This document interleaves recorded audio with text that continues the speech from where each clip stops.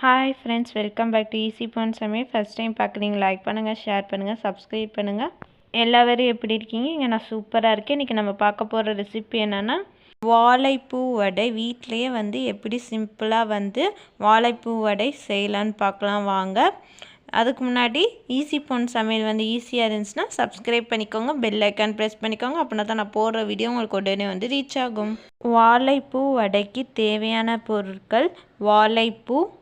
First வாழைப்பூ cut பண்ணி எடுத்துக்குவோம். ஃபஸ்ட்டு நம்ம சைடில் இருக்க ஒரு பிளாஸ்டிக் மாதிரி இருக்கும், அதை ஃபஸ்ட்டு எடுத்துட்டு நெக்ஸ்ட்டு மேலே இருக்க ஹெட்டில் காம்பு மாதிரி இருக்கும், அதையும் ரிமூவ் பண்ணி எடுத்துருவோம். எல்லாத்துலேயும் இதே மாதிரி ப்ராசஸ் பண்ணிக்கலாம். நெக்ஸ்ட் நம்ம கடலைப்பருப்பை ஊற வைக்க போகிறோம்.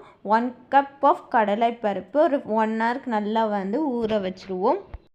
நான் சொன்ன மாதிரி எல்லாமே க்ளீன் பண்ணி எடுத்தாச்சு. இப்போ நம்ம இப்போ பீஸாக கட் பண்ண போகிறோம். இதை நீங்கள் ஃபஸ்ட் டேவே பண்ணி வச்சுட்டு நெக்ஸ்ட்டு கட் பண்ணி ஒரு பவுலில் இருந்து ட்ரான்ஸ்ஃபர் பண்ணி வச்சுட்டிங்கன்னா உங்களுக்கு டைம் சேவ் ஆகும். நான் கட் பண்ணுற மாதிரியே பீசஸாக கட் பண்ணி எடுத்துக்கோங்க. 1.5 வெங்காயம், ஊற வச்ச கடலைப்பருப்பு, 3 இல்லாட்டி 5 வத்தல், காரத்துக்கு ஏற்ற மாதிரி எடுத்துக்கலாம். ஃபஸ்ட்டு நம்ம வத்தலை கிரைண்ட் பண்ணி எடுத்துக்கிட்டேன். நெக்ஸ்ட்டு கடலைப்பருப்பு மிக்ஸி ஜாரில் ட்ரான்ஸ்ஃபர் பண்ணுவோம். கொருன்னு அரைச்சிக்குவோம். நெக்ஸ்ட்டு தேவையான அளவு உப்பு, 1 டீஸ்பூன் உப்பு, பீசஸாக கட் பண்ணி வச்சுருக்க வாழைப்பூ எடுத்துக்குவோம். கொரன்னு கிரைண்ட் பண்ணி எடுத்துக்குவோம். லைட்டாக தண்ணி ஊற்றிக்குவோம், 1 டீஸ்பூன். அதை 1-2 கிரைண்ட் பண்ணி எடுத்துக்குவோம். இந்த மாதிரி கன்சிஸ்டன்சியில் நம்ம கிரைண்ட் பண்ணி எடுத்துக்கிறணும். ஒரு பவுலில் ட்ரான்ஸ்ஃபர் பண்ணிவிட்டு நல்லா ஃபஸ்ட்டு மிக்ஸ் பண்ணிக்குவோம். ஒரு பவுலில் ட்ரான்ஸ்ஃபர் பண்ணியாச்சு. இப்போ 1 டீஸ்பூன் சோம்பு. நெக்ஸ்ட் ஆனியன் ஆட் பண்ணுவோம். ஆனியன், கொத்தமல்லி, ஊற வைத்த கடலைப்பருப்பு லாஸ்ட்டில் கொஞ்சம் ஆட் பண்ணிக்குவோம் ஸ்கிரிப்பினஸ்க்காண்டி. எல்லா இன்க்ரீடியன்ட் ஆட் பண்ண பிறகு நல்லா மிக்ஸ் பண்ணி விட்டுடலாம். எல்லாமே மிக்ஸ் பண்ணியாச்சு. நெக்ஸ்ட்டு ஒரு கடாய் வச்சு டீப் ஃப்ரை பண்ணுற அளவுக்கு ஆயில் ஆட் பண்ணிக்கலாம். ஆயில் நல்லா ஹீட் ஆனும்.